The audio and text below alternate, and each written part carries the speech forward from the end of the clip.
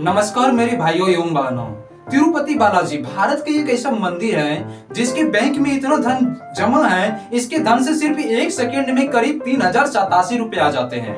और बात करें एक मिनट का तो एक मिनट में करीब 1,85,186 रुपए आ जाते हैं। जब तक आप लोग इस वीडियो को देख रहे होंगे तब तक इस मंदिर के बैंक में जमा राशि से सिर्फ 12,22,232 रुपए की अर्निंग हो चुका होगा। आप लोग इससे अंदाज अनुमान लगा सकते हैं कि तिरुपति बालाजी का नेटवर्थ कितना बड़ा होगा। आइए दोस्तों, आज की इस वीडियो में गहराई से समझते हैं तिरुपति बालाजी के पीछे की क्या स्टोरी है और इसके पीछे की क्या मिस्ट्री है। आज की इस वीडियो में विस्तार से जानेंगे दोस्तों। तो चलिए वीडियो को करते हैं स्टार्ट। ऐसी तो इसके पीछे बहुत सारी स्टोरी है, लेकिन इसके पीछे कुछ पौराणिक स्टोरी है जिसका कि मैं वर्णन करना चाहूंगा। तो एक बार की बात है, ऋषि भृगु जो थे वो अपने अन्य ऋषियों के साथ तपस्या कर रहे थे। जब बातें कर रहे थे, तपस्या कर रहे थे, तो उसी के बीच भृगु ऋषि जी से प्रश्न करते हैं कि हम लोग बहुत सारे देवताओं की पूजा करते हैं, ये कहते हैं तो हम लोगों का प्रथम पूजा किन देवता के चरणों में अर्पित होगा। तो इसी को बात को लेकर के भृगु ऋषि जी सोच में पड़ जाते हैं और पूछने लगते हैं कि सच में हम लोग बहुत सारे देवताओं की पूजा करते हैं, तो सबसे पहला वो कौन सा भगवान है जिनके चरणों में हम लोगों की पूजा अर्पित होगा। तो इसी बीच नारायण मुनि यानी कि नारद मुनि जी आ जाते हैं इन लोगों को सुझाव देने के लिए। नारद मुनि भृगु ऋषि जी से कहते हैं कि क्या मैं आपकी इस समस्या का समाधान ढूंढने में मदद कर सकता हूँ। तब भृगु ऋषि जी बोलते हैं कि बिल्कुल अवश्य आप मेरी मदद कर सकते हैं। तब बोलते हैं कौन? श्री नारद मुनि जी। संसार में सबसे शक्तिशाली त्रिदेव हैं, आप उन्हीं के पास जाइए, उन्हीं में से जो सबसे अच्छे होंगे आपकी पहली पूजा उन्हीं के चरणों में अर्पित की जाएगी। और कहते हैं कि जिन देवताओं के अंदर क्रोध अहंकार आदि का भाव नहीं होगा वही देवता होगा जिनके चरणों में हमारी प्रथम पूजा अर्पित की जाएगी। तो इसी बातों को लेकर के भृगु ऋषि जी निकलते हैं ब्रह्मलोक की ओर। वह पर जाते हैं और ब्रह्मा जी को देखते हैं। ब्रह्मा जी को भृगु ऋषि के आने का आगमन का एहसास ही नहीं हुआ है। भृगु ऋषि जी ब्रह्मा जी को बोलते हैं क्रोधित होकर के कि आपके यहाँ जब भी कोई आता है तो उनका आदर सत्कार होना चाहिए, लेकिन आप तो किसी का आदर सत्कार ही नहीं करते हैं। ब्रह्मा जी को इन बातों पर गुस्सा आ जाता है। भृगु ऋषि जब इन बातों को बोलते हैं ब्रह्मा जी को, तो ब्रह्मा जी को गुस्सा आ जाता है कि आखिर ये कौन है जो मुझसे इतने ऊंचे स्वर में बातें करने लगा। तो इसी बीच बोलते हैं कि मैंने आपका जन्म दिया हो, अर्थात आप मेरे पुत्र के समान हैं, आपको मेरी सेवा सत्कार करना चाहिए, न कि मैं तुम्हारी सेवा सत्कार करूंगा। इसी बात को लेकर के ऋषि भृगु को बहुत ज्यादा दुख होता है। इसके बाद ऋषि भृगु जी ब्रह्मा भगवान जी को श्राप देते हैं कि आप इस संसार में कभी भी पूजनीय नहीं होंगे। इसके बाद ऋषि भृगु जी यहाँ से चलते हैं महादेव की ओर। जब महादेव के पास पहुंचते हैं तो देखते हैं कि माँ पार्वती और महादेव दोनों लीन में हैं, मतलब तपस्या कर रहे हैं, ध्यान में मगन हैं।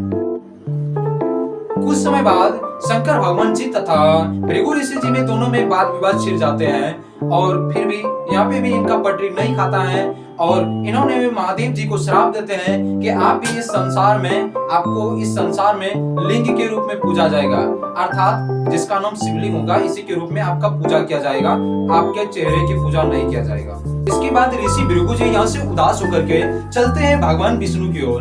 जब भगवान विष्णु के पास पहुँचते हैं तो इन्होंने देखते हैं कि भगवान विष्णु जी तथा माँ लक्ष्मी जी दोनों अपने वार्तालाप में लीन हैं। भृगु ऋषि जी को बार बार पुकारने पर भी भगवान विष्णु ने इनकी तरफ कोई अटेंशन नहीं दिया, जिसके बाद भृगु ऋषि जी को बहुत ज्यादा अपने आप को अपमानित महसूस करने लगा कि आखिर यार मैं कैसे हूँ कि मेरा कोई भी बातों का रिप्लाई नहीं देते हैं। गुस्से से यानी कि क्रोध में आकर के भृगु ऋषि जी ने अपने पैर को भगवान विष्णु जी के सीने पर जोर से मारा। इसके बाद मां लक्ष्मी तथा भगवान विष्णु जी का ध्यान ऋषि भृगु की ओर आया और इन्होंने अर्थात भगवान विष्णु जी ने ऋषि भृगु जी से पूछते हैं कि कहीं आपके पैरों में चोट तो नहीं लग गई है। ये बात को सुन करके ऋषि भृगु जी को बहुत ज्यादा दया आते हैं कि यार मैंने कितना बड़ा गलती कर दिया। इनको अपने आप में रिग्रेट फील होने लगता है। इसके बाद ऋषि भृगु जी भगवान विष्णु जी से क्षमा याचना मांगते हैं, कहते हैं कि मुझसे बहुत बड़ा गलती हो गया, कृपया करके माफ कर दीजिए। लेकिन भगवान विष्णु जी बोलते हैं कि माफी तो मुझे आपसे मांगना चाहिए, आपने मुझे माफ कर दीजिए कि आपने मुझको इतने बार पुकारे लेकिन मैंने आपके बातों की ओर थोड़ा सा भी ध्यान नहीं दिया। इन सभी बातों को देख करके माता लक्ष्मी जी को बहुत ज्यादा दुख होता है।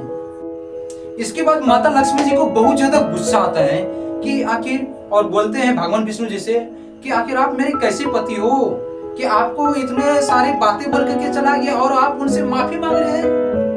और आप क्या जानते हैं, मैं आपके दिल में निवास करता हूं और उन्होंने आपके दिल यानी कि हृदय पे वार किया है। ये मुझसे बर्दाश्त नहीं होगा भगवान विष्णु जी। और इन्होंने भगवान विष्णु जी को छोड़ करके चले जाते हैं। इसके बाद भगवान विष्णु जी को बहुत ज्यादा दुख होता है और इसके साथ ही भगवान विष्णु जी कुछ दिनों बाद निर्बल बन जाते हैं और दुर्बल बन जाते हैं तथा कमजोर हो जाते हैं। भगवान विष्णु को इस हालात में देखकर के ब्रह्मा जी तथा महादेव जी को रहा नहीं जाता है और वो मां लक्ष्मी जी के पास जाते हैं। इसके बाद मां लक्ष्मी जी कहते हैं कि जहाँ पे मेरा सम्मान नहीं है, मैं वहाँ पे कदापि भी निवास नहीं कर सकता हूँ। यदि हो सकता है तो आप बताइए मेरे लिए सबसे श्रेष्ठ स्थान कौन सी है।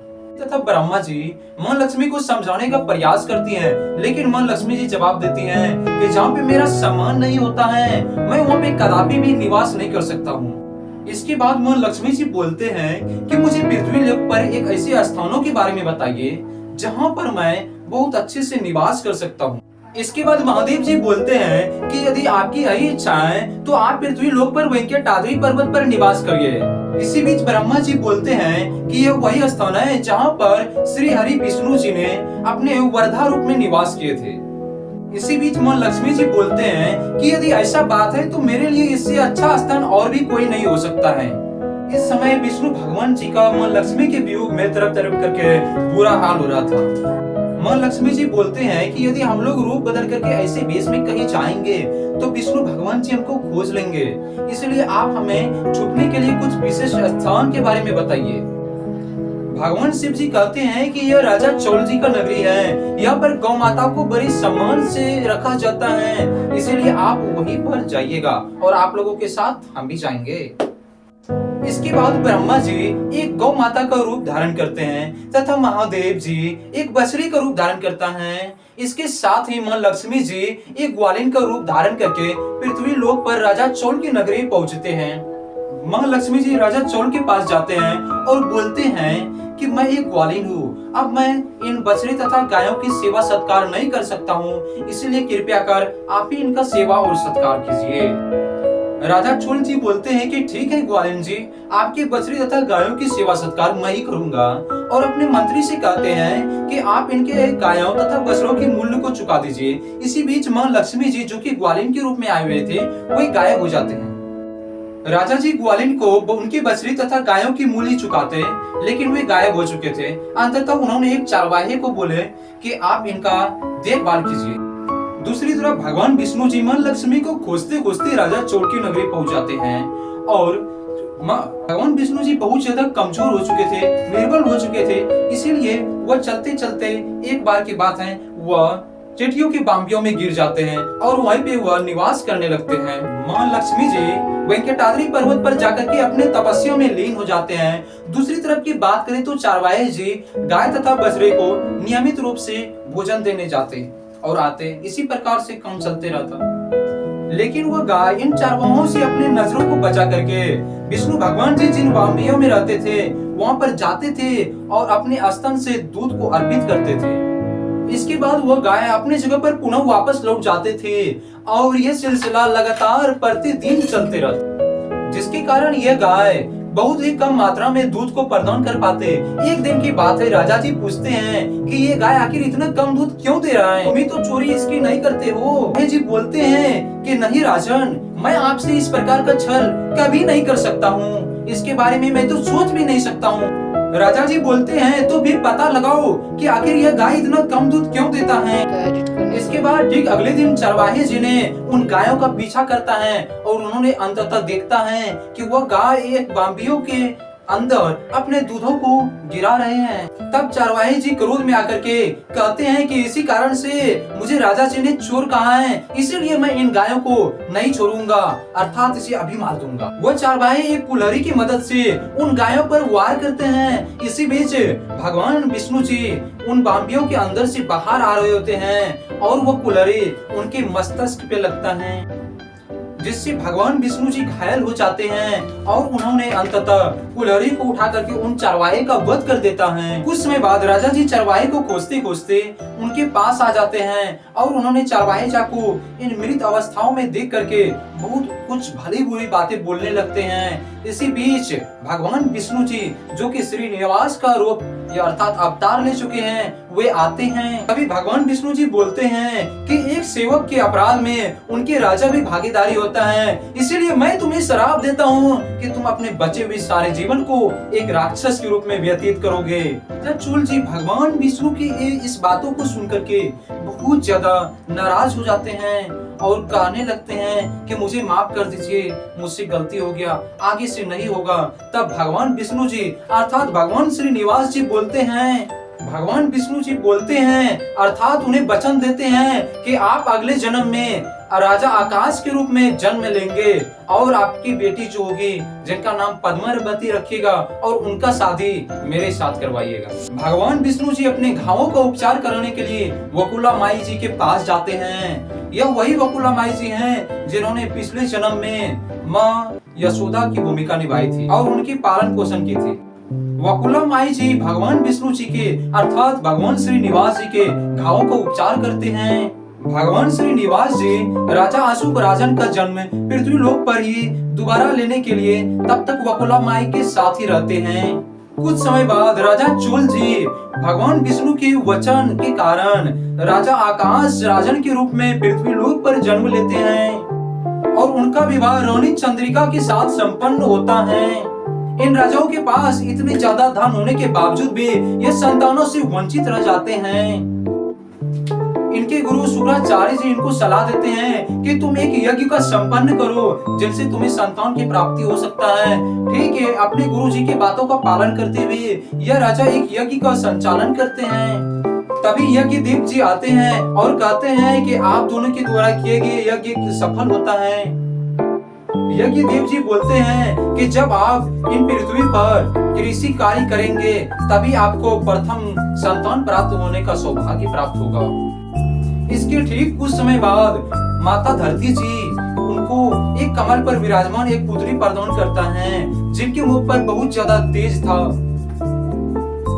जिसका नाम पद्मावती रखते हैं और इनका पालन पोषण करने लगते हैं। कुछ समय बाद पद्मावती जी विवाह के योग्य होते हैं। दिन की बात है, पद्मावती जी अपने साथियों के साथ अपने बगीचे में विहार कर रहे थे।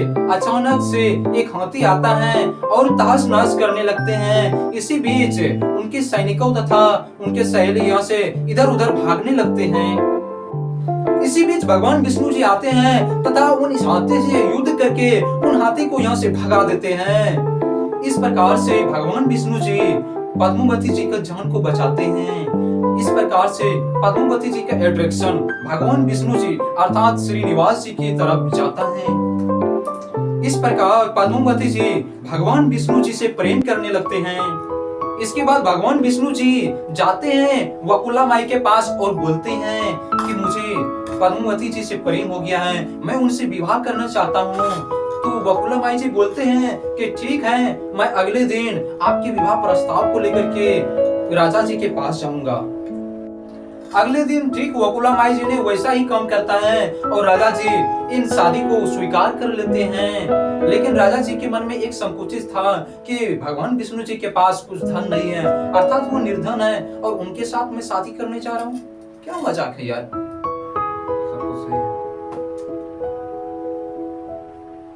भगवान विष्णु जी का वियोग मां लक्ष्मी से हो चुका था, इसलिए भगवान विष्णु जी के पास धन नहीं था। भगवान विष्णु जी ने धन को लेने के लिए कुबेर भगवान जी के पास जाते हैं और कुबेर भगवान जी से बहुत ज्यादा धन उधार लेते हैं, अर्थात अथाह धन उधार लेते हैं।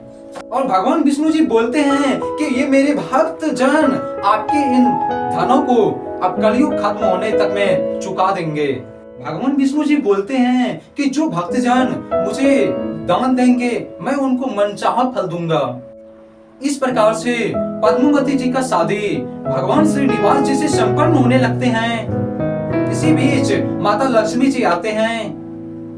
माता लक्ष्मी जी बोलते हैं भगवान विष्णु जी से कि आप मेरे होते हुए किसी और से शादी कैसे कर सकते हैं। इसके बाद ही भगवान विष्णु जी अर्थात भगवान श्रीनिवास जी, माता लक्ष्मी जी और पद्मावती जी तीनों मूर्ति के रूप में परिवर्तित हो जाते हैं। इसके साथ ही ये तीनों यहाँ पे स्थापित होके जिन्हें आज हम लोग भगवान तिरुपति बालाजी के नाम से जानते हैं और पूजा होने लगा।